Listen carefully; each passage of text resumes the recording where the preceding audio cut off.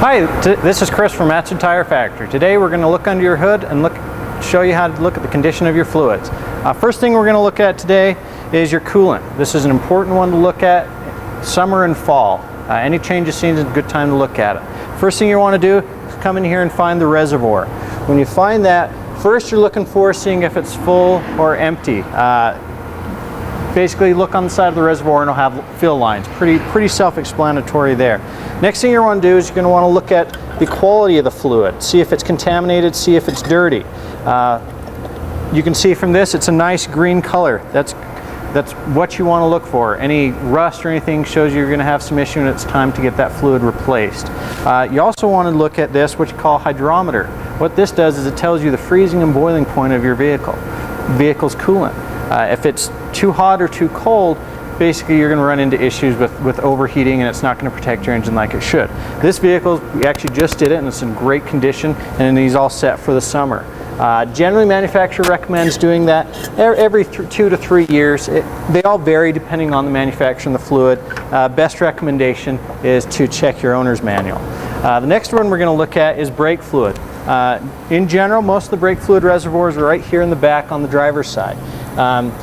Some you can see, some you can't. What we're really looking here for is make sure the fluid's up to where it should be. If it's not, then you'll want to top it off a little bit. Make sure you look on the top of the cap and see what type of fluid is. There's .4, .5. They are not compatible, so you want to make sure not combine those two. You also want to look, see if it's starting to darken. Brake fluid is designed to absorb water. As it absorbs water and contaminants in the system, it's going to start to blacken.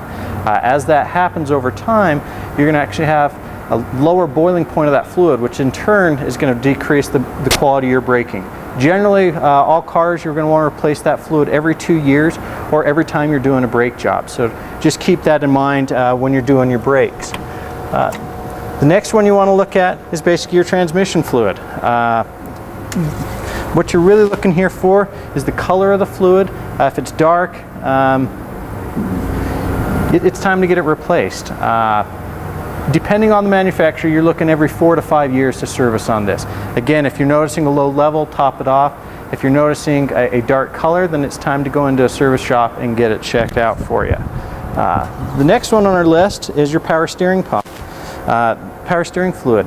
This fluid right here basically should be a nice red golden color. As it gets weighed, you're going to see metal contaminants in it, and basically it's going to take out your power steering pump if you don't replace it.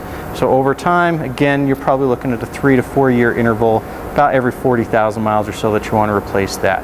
Again, the longer you go without replacing that fluid, more likelihood of having damage done to your power steering pump. And then the final one, it's going to vary by vehicle, is your engine oil. This is probably the one fluid most people don't need explained to them. Generally, your service interval on that is you're going to want to do a traditional non-synthetic car about every 4,000 miles, and every synthetic car, so mostly your European import and your more high-performance cars, about every 7,500 miles.